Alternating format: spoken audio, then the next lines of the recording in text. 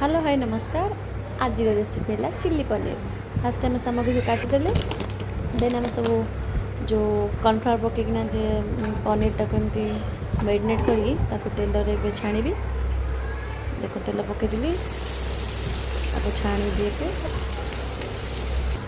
छाणीदेली then कटा काटी जो अदा रसुण पेस्ट रसुण को टिक टिक काटी पकईली देन पियाज पकईली पियाज कैप्सिकम पकईली भलसे गोलैदेवी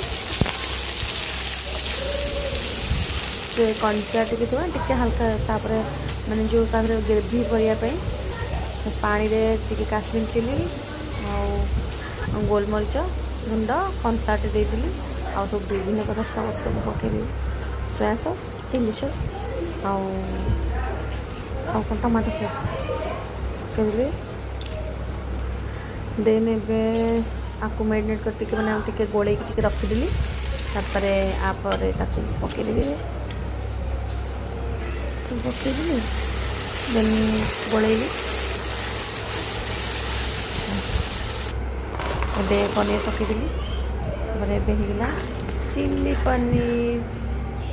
देखो केमती लगुच चिल्ली पनीर। Thank you.